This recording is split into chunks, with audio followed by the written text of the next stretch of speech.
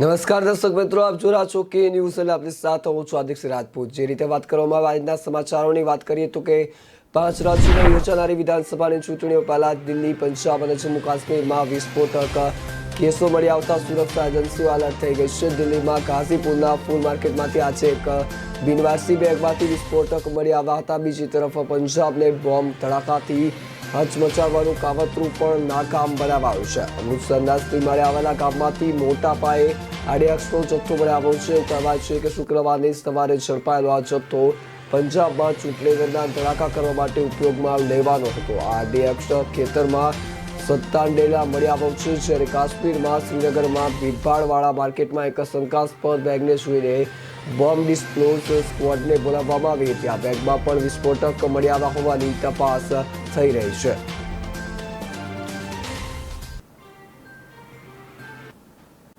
ગુજરાત સરકારના નાગરિક પુરવઠા વિભાગના રાજ્ય કક્ષાના મંત્રી ગજેન્દ્રસિંહ પરમારે હિંમતનગર ખાતે પરિવાર સાથે ઉત્તરાયણનો ઉત્સવ મનાવ્યો હતો। રાજ્યના નાગરિક અને પુરવઠા વિભાગના રાજ્ય કક્ષાના મંત્રી ગજેન્દ્રસિંહ પરમારે પરિવાર સાથે ઉત્તરાયણ પર્વની મજા માણવા સાથે તેમણે આવનારી વિધાનસભામાં પણ ભાજપનો પતંગ અડીખમ રહેશેનો વિશ્વાસ વ્યક્ત કર્યો હતો। તો બીજી તરફ એમની પોતાની વાત કરતા કહ્યું હતું કે હું સરપંચથી લઈ મંત્રી બનો ત્યાં સુધી મારો પતંગ અડીખમ રહ્યો છે અને આવનાર દિવસે પણ પતંગ અડીખમ રહેશે અને પ્રાંતિજ તલોદ વિધાનસભામાં કમળ જ ખીલશેનો વિશ્વાસ વ્યક્ત કર્યો હતો।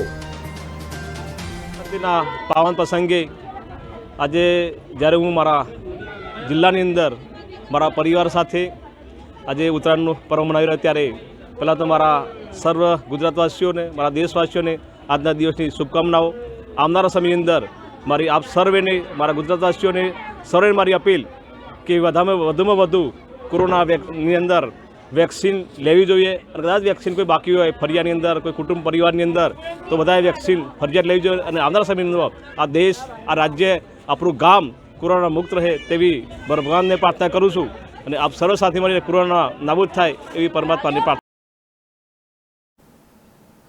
કોંગ્રેસ યુપી ચૂંટણીમાં મહિલા છું અને હું પણ લડી શકું છું તો કેમ્પેન શરૂ કર્યું છે, જેના ભાગરૂપે મહિલાઓને મોટી સંખ્યામાં ચૂંટણી લડવા માટે ટિકિટો આપવામાં આવી રહી છે। આ કેમ્પેન માટે કોંગ્રેસ પોતાના પોસ્ટરમાં જે યુવતીનો ઉપયોગ કરો છો તેણે જ કોંગ્રેસ પર ચોંકાવનારા આક્ષેપો કર્યા છે। પોસ્ટરમાં દેખાતી યુવતી ડોક્ટર પ્રિયંકા મૌર્યે પ્રિયંકા ગાંધીના સચિવ પર લાંચ માંગવાના કરેલા આક્ષેપ બાદ કોંગ્રેસમાં ધમાસાણ મચી ગયો છે। ડોક્ટર મૌર્ય આજે ટ્વીટ કરીને કહ્યું હતું કે યુવતી છું અને લડી શકું છું, છતાં હું ટિકિટ મેળવી શકું તેમ નથી કારણ કે હું ઓબીસી કેટેગરીમાંથી છું અને પ્રિયંકા ગાંધીના સચિવ સંદીપસિંહને લાંચ આપી નથી શકી એટલે મને ટિકિટ મળી નથી। તેમણે કહ્યું હતું કે મારી પાસે આ વાતનો પુરાવો અને વિડીયો પણ છે જે કાલે ચેનલ પર તમને દેખાશે। કોંગ્રેસમાં જાતિવાદના કારણે ધારાસભ્ય નરેશ સૈનીએ પાર્ટી છોડવી પડી છે। પ્રિયંકાએ પાર્ટીમાં ગોટાળા ચાલતા હોવાનો આરોપ લગાવીને કહ્યું છે કે તેની સામે બોલવાની કોઈની હિંમત નથી। પ્રિયંકા મૌર્યે કહ્યું છે કે મહિલાઓ માટે જે કેમ્પેન ચાલી રહ્યું છે તે એક ગોટાળો જ છે। લોકો ભલે કહે છે કે હું ટિકિટ નથી મળી એટલે આવા આક્ષેપ કરી રહી છું, પણ મને તો 2024 માટે તૈયારી કરવા કહેવામાં આવી રહ્યું હતું।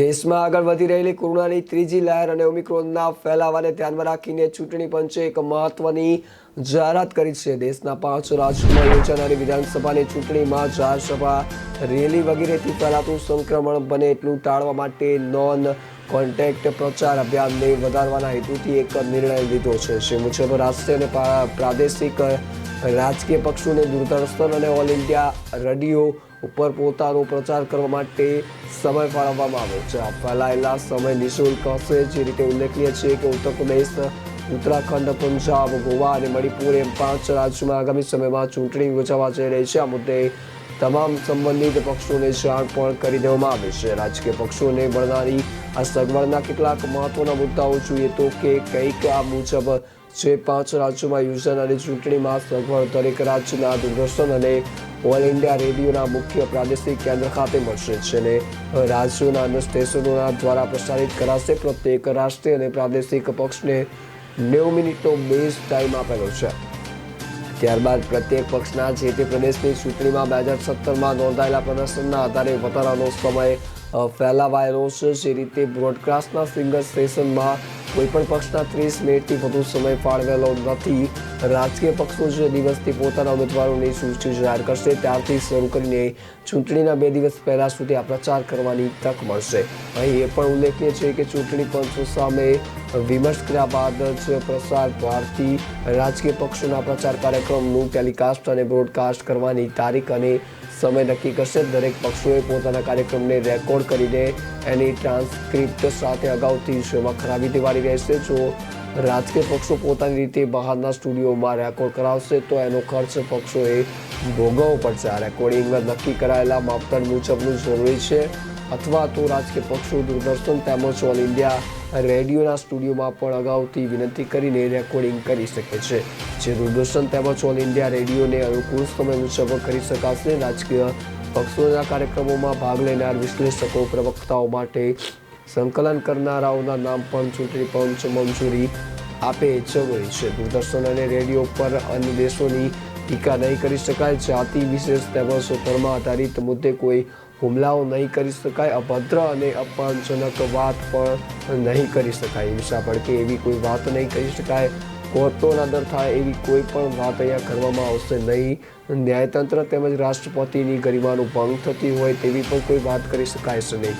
દેશની એકતા, અખંડતા અને સાર્વભૌમત્વને અસર કરતી કોઈ વાત નહીં કરી શકાય. કોઈ પણ વ્યક્તિનું નામ લઈને એની ટીકા કે નિંદા પણ નહીં કરી શકાય. રાજકીય પક્ષોને આ પ્રચારની સગવડ 5 મિનિટના એક એવા વાઉચર તરીકે મળશે જેમાં 1 થી 4 મિનિટના પ્રચાર માટેનો સમય ફાળવાયેલો છે. રાજકીય પક્ષો આ વાઉચરને પોતાની જરૂરિયાત મુજબ કમ્બાઈન કરીને ઉપયોગ કરવા માટે સ્વતંત્ર રહેશે.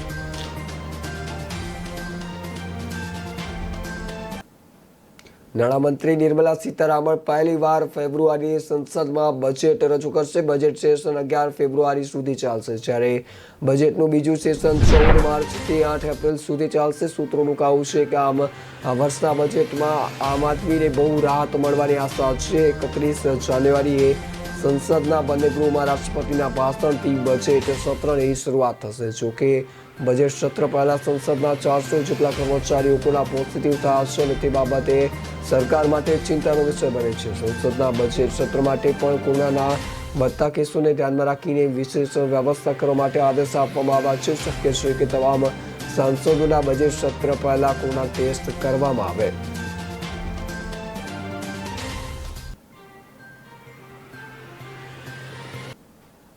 ઉત્તરાયણના તહેવાર દરમિયાન દોરીના કારણે ગળામાં ઈજા અને અકસ્માતના બનાવો બનતા હોય છે. બપોરે 3 કલાકે રાજ્યમાં દોરીના કારણે ઈજાના 146 જેટલા બનાવો બની ચૂક્યા છે. જેમાં સૌથી વધુ અમદાવાદમાં 37 લોકો દોરીથી ઈજાગ્રસ્ત થયા છે. જેમાં સગીરવા નજીક એક યુવકનું દોરીથી ગળું કપાતા શારદાબેન હોસ્પિટલમાં દાખલ કરવામાં આવ્યા હતા. ભાવનગરમાં પણ હેમોર ચોક પાસે એક વૃદ્ધ દોરીથી ઈજાગ્રસ્ત થતા સર્ટી હોસ્પિટલ ખસેડાયા હતા. ઉપરાંત રાજકોટમાં પણ વધુ ચોર દોરી વાગવાના બનાવો સામે આવ્યા છે. જે તમામને ઈજા થતા 108માં સિવિલ ખાતે સારવાર માટે લઈ જવામાં આવ્યા હતા. આમ રાજકોટમાં 17, વડોદરામાં 17 તથા સુરતમાં 7 લોકો દોરીથી ઘવાયા છે. પહેલા આજે સવારે અમદાવાદમાં ચમનપુરા પાસે બાઇક લઈને જતા 32 વર્ષીય વ્યક્તિના ગળામાં દોરી વાગતા ઈજાગ્રસ્ત થયા હતા. એરપોર્ટ રોડ તરફ ઇન્દિરા બ્રિજ પાસે પણ બાઇક લઈને જતા 50 વર્ષીય વ્યક્તિના ગળામાં ઈજાગ્રસ્ત થયા છે.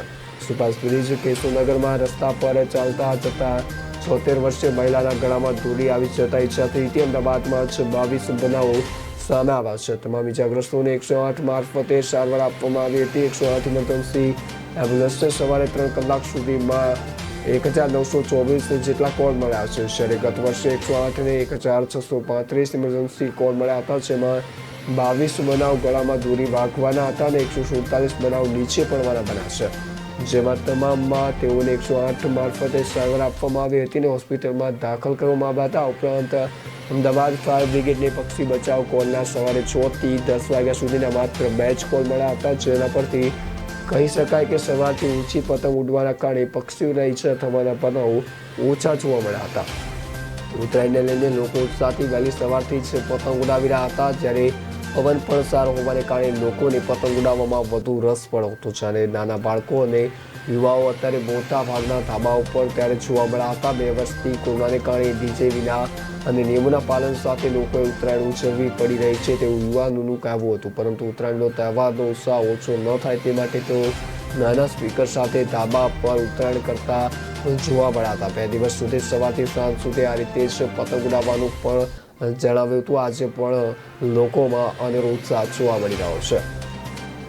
ચાઇનીઝ દોરીથી પતંગ ચગાવેલી હશે ક્યાંક અને એના કારણે એ બાઇકમાં આવતો હતો ને એના ગળામાં ચાઇનીઝ દોરી અડવાથી જો આ થતું હોય તો આપણે ભારતીયોને સમજવું જોઈએ કે આ ચાઇનીઝ દોરીનો બહિષ્કાર કરો.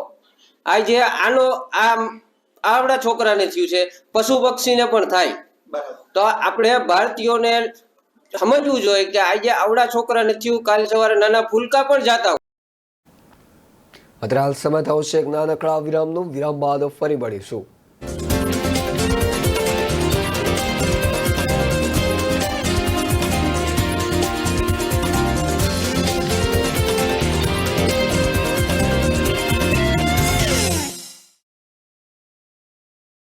પ્રજાના પ્રાણ પ્રશ્નોને વાચા આપે છે કે ન્યૂઝ.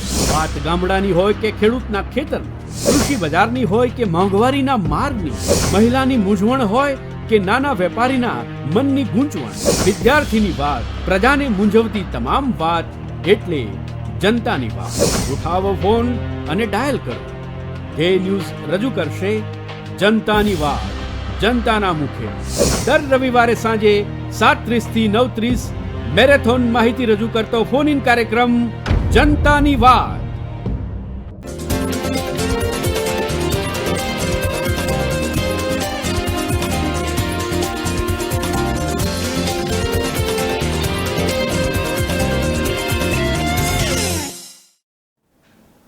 વિરામ બાદ આપનું સ્વાગત છે. નજર કરીએ આગળના સમાચારો પર. તો કાલે જે રીતે રાજ્યમાં ઉત્તરાયણના તહેવારની ઉજવણી જોવા મળી છે, જે રીતે વાત કરવામાં આવે તો ભાવનગરની વાત કરીએ. ભાવનગર શહેરમાં મકર સંક્રાંતિ પર્વની હર્ષોલ્લાસ સાથે ઉજવણી કરવામાં આવી હતી. વહેલી સવારથી જ પતંગ રસિયાઓ પરિવાર સાથે અગાસીમાં પહોંચી ગયા હતા, પરંતુ ફૂલ પવનને કારણે પતંગ રસિયાઓની મજા પણ ક્યાંક બગડી હતી. ભાવનગર શહેર જિલ્લામાં મકર સંક્રાંતિના એક દિવસ પૂર્વે લોકોમાં ઉત્સાહની ઉણપ જોવા મળી રહી હતી, પરંતુ ગમે તેવી તકલીફો વચ્ચે પણ ઉત્સવ પ્રધાન ભાવેણાવાસીઓ આફતને અભેરાઈએ ચલાવી તહેવારને પ્રાધાન્ય આપે છે. જે અંતર્ગત આજે શહેરમાં વાત કરવામાં આવે તો પતંગ પર્વે અન્વયે લોકોમાં ખર્ચે ખરીદીનો અભૂતપૂર્વ માહોલ પણ જોવા મળ્યો હતો. ઉત્તરાયણના દિવસે આ રીતે લોકોમાં અનેરો ઉત્સાહ જોવા મળ્યો હતો. લોકો ખરીદી કરવા પણ પહોંચી રહ્યા હતા. ઉત્તરાયણ પર્વને લઈ લોકો સપરિવારે પતંગ, રીલ, ટોપી, સનગ્લાસ, પીપુડા, શેરડી, તલ, ગોળની બનાવટની ચીક્કીઓ, સાની સહિતની વસ્તુઓ લઈ વહેલી સવારથી જ લોકો અગાસીમાં ચડી ગયા હતા. મકર સંક્રાંતિના દિવસે ગૌવંશોને લીલો ચારો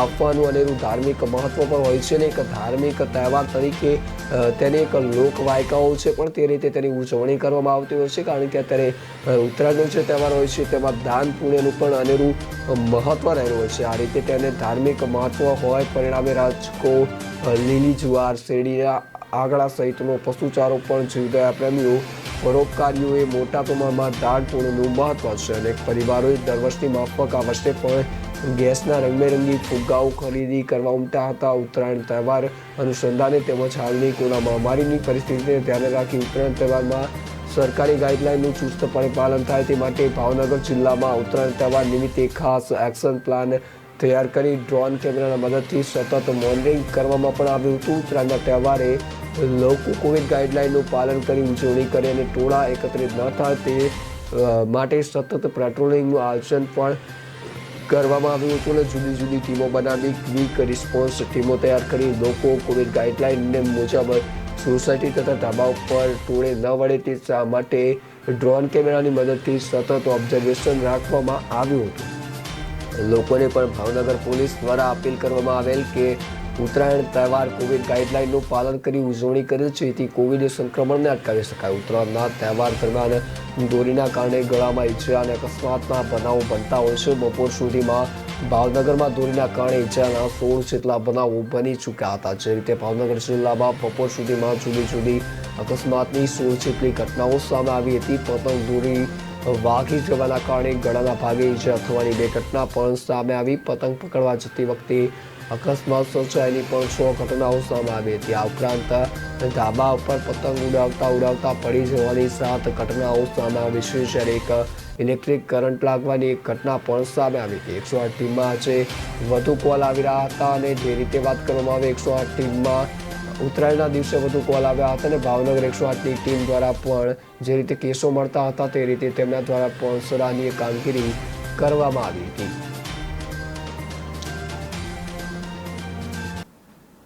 ઝાલાવાડ ક્ષત્રિય સમાજના પાટડીના ઐતિહાસિક શક્તિ માતા મંદિરને કોરોનાની વધતી જતી મહામારીના પગલે આજથી જ અનિશ્ચિત મુદ્દત માટે દર્શનાર્થીઓ અને શ્રદ્ધાળુઓ માટે બંધ કરવામાં આવ્યું છે. ગુજરાતના સુપ્રસિદ્ધ અંબાજી મંદિર બાદ પાટડી શક્તિ માતાનું મંદિર કોરોનાના વધતા જતા કહેર સામે બંધ કરવામાં આવ્યું છે.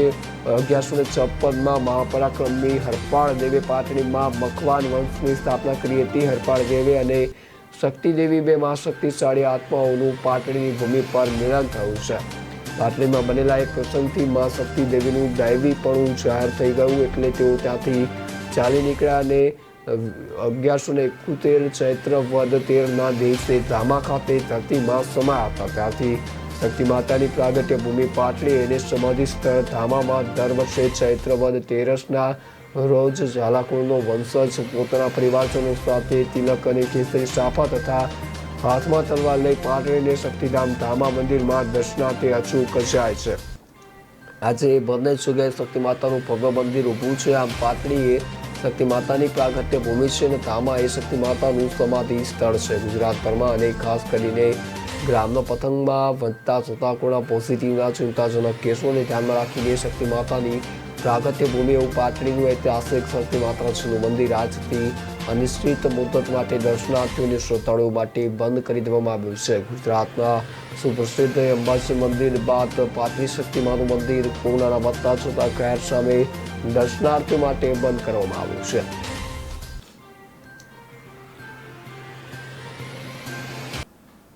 અમદાવાદના અવારનવાર હિટ એન્ડ રનની ઘટના બનતી હોય છે. એકાએક વધારો પણ થઈ રહ્યો છે. આ બનાવને અટકાવવા પોલીસ દ્વારા નીત નવા પ્રયોગો કરવામાં આવે છે. તેમ છતાં અકસ્માત બનતા હોય છે. વધુ એક બનાવ બનવા રિંગ રોડ પર ગામડી ચોક પાસે ગમકવાર અકસ્માત નિપજ્યો છે, જેમાં એક દંપતીનું કરુણ મોત નીપજ્યું છે. મહીસુડા ગામમાં રહેતા દંપતીને અજાણ્યા વાહન ચાલકે અડફેટે લેતા ઘટના સ્થળે બંનેના મોત થયા છે. ઘટનાની જાણ થતાં જ પોલીસ ઘટના સ્થળે પહોંચી હતી અને આગળની તપાસ હાથ ધરી છે. પૂર્વ કોર્પોરેટર અતુલ પટેલને ઘટનાની જાણ થતાં તેઓ પણ ઘટના સ્થળે પહોંચ્યા હતા. ઉપરાંત મૃતક દંપતીના પરિવારજનોને પણ આ ઘટનાની જાણ કરવામાં આવી હતી. મળતી માહિતી પ્રમાણે બંને મૃતકના નામ ક્રમશઃ નરેશ પટેલ અને દીપા નરેશભાઈ પટેલ હતું. દંપતીનું ઘટના સ્થળે જ મોત નીપજતા પરિવારજનોમાં આક્રમ છવાયો હતો.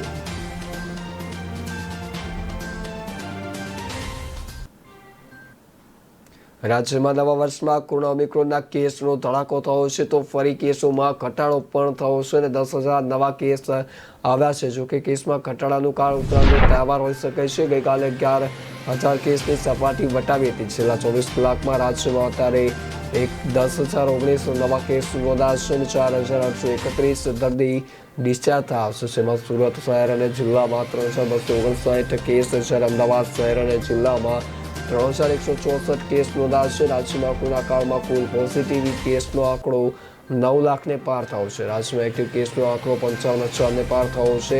55,798 એક્ટિવ કેસ થયા છે. નવસારી અને વલસાડમાં એક મળી કુલ 2ના મોત નોંધાયા છે. કોરોના કાળમાં પહેલીવાર રેકોર્ડ બ્રેક 3,259 કેસ નોંધાયા છે. સુરતમાં કોરોનાના કેસ આવતાની સાથે જ બીજી લહેરમાં એપ્રિલ મહિનામાં એક જ દિવસમાં 3,000 કેસ નોંધાતા, જ્યારે આજે 3,200થી વધુ કેસ નોંધાયા છે. રાજ્યમાં અત્યાર સુધીમાં 9,06,913 રિપોર્ટ પોઝિટિવ આવ્યા છે, જ્યારે મૃત્યુ આંક 10,144 છે.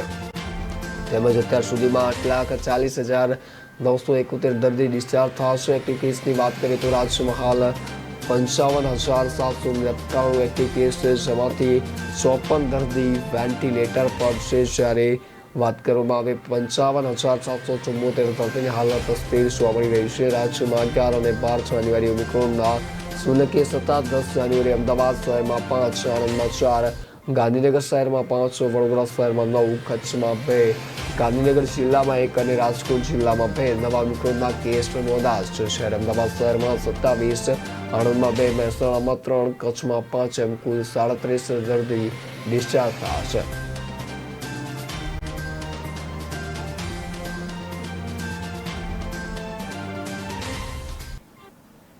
અત્યારે હાલ થયો છે એક નાનકડા વિરામનો. વિરામ બાદ ફરી મળીશું.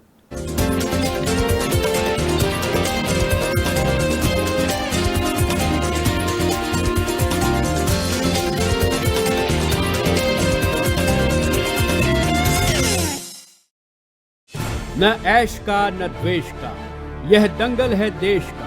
सुलगती समस्याओं के झुलसते सवालों का होगा दंगल देश का. प्रशासन के प्रश्नों को लेकर होगा दंगल देश का. शिक्षा, स्वास्थ्य, समाज, कानून और व्यवस्था के आज क्या है हालात. सोमवार से शुक्रवार रोज रात 8 बजे जलपा क्षत्रिय के साथ दंगल देश का.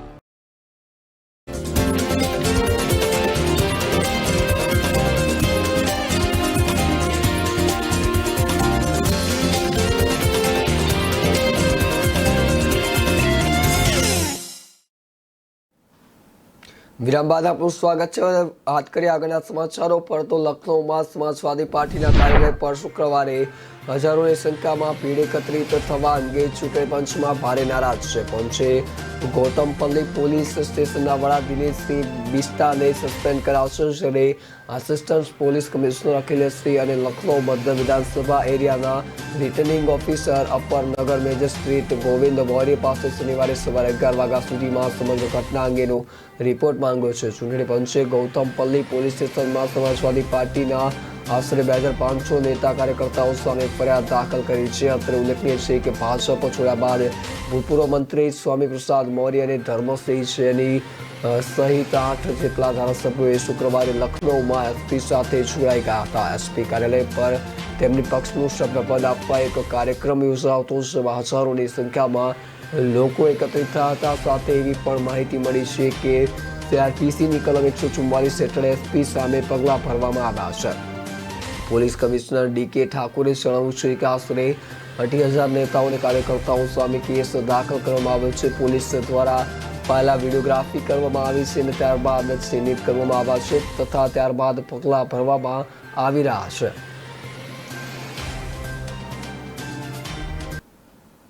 સાઉથ ચાઇના સીમા બીજા દેશો સામે દાદાગીરી કરી રહેલા ચીનને ભારતે મોટો ઝટકો આપ્યો છે. આ વિસ્તારમાં ચીનની દાદાગીરીનો સામનો કરી રહેલા ફિલિપાઇન્સે ભારત પાસે દુનિયાની સૌથી ઝડપી સુપરસોનિક અને એન્ટી-શિપ ક્રૂઝ મિસાઇલ બ્રહ્મોસ ખરીદવાનું નક્કી કર્યું છે. ન્યૂઝ એજન્સીના કહેવા પ્રમાણે ફિલિપાઇન્સના સંરક્ષણ વિભાગ દ્વારા માટે બ્રહ્મોસ બનાવતી કંપનીના અધિકારીઓને જાણ કરી દેવામાં આવી છે. બ્રહ્મોસ મિસાઇલનો અપાયેલો વિદેશી ઓર્ડર છે. $37 કરોડ સોદો થયો છે. સૌથી મહત્વની વાત એ છે કે ભારત અને રશિયા દ્વારા સંયુક્ત રીતે બનાવવામાં આવતા બ્રહ્મોસ મિસાઇલ પર ભારતે ભરોસો દાખવ્યો છે. આ મિસાઇલ પ્રતિ કલાક 4,321 કિમી ઝડપે દુશ્મનના લક્ષ્યાંક પર પ્રહાર કરવા માટે સક્ષમ છે. ચીનને તેના કારણે મોટો ઝટકો લાગશે, કારણ કે ફિલિપાઇન્સની ક્ષમતા વધશે અને ચીનના જહાજો માટે બ્રહ્મોસ મિસાઇલ મોટો ખતરો ઊભો કરશે. આ મિસાઇલને ફિલિપાઇન્સ દરિયા કિનારા પર તૈનાત કરી શકે છે.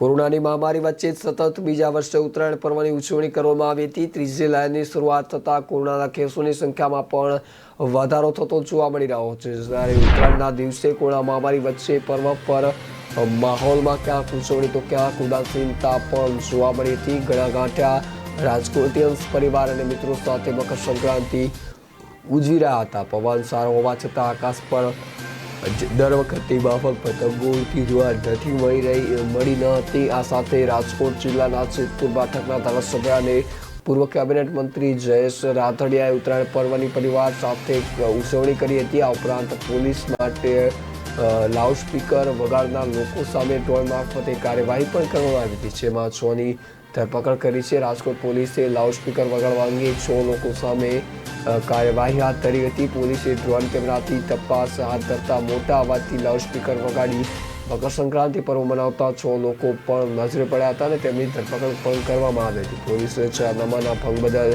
જીપી એક્ટ કલમ 135 મુજબ ગુનો નોંધી કાયદેસરની કાર્યવાહી હાથ ધરી હતી. જેમાં ગાંધીગ્રામ પોલીસે જય રાઠોડ, યુનિવર્સિટી પોલીસે સુહેલ સુરાણી અને ધર્મેશ વાટવ્યા, માલવીયાનગર પોલીસે હિરેન પતરિયા, જ્યારે આજી ડેમ પોલીસે હરેશ વાસણી અને અક્ષય ભંગીની ધરપકડ કરી છે. ઉલ્લેખનીય છે કે પોલીસ કમિશનરના જાહેરનામાના ભંગ કરવા બદલ પકડાયેલા આરોપીઓ પૈકી યુનિવર્સિટી પોલીસે પકડી પાડેલા આરોપી ધર્મેશ બાટવ્યા રાજકોટ શહેર ભાજપનો કાર્યકર્તા પણ છે.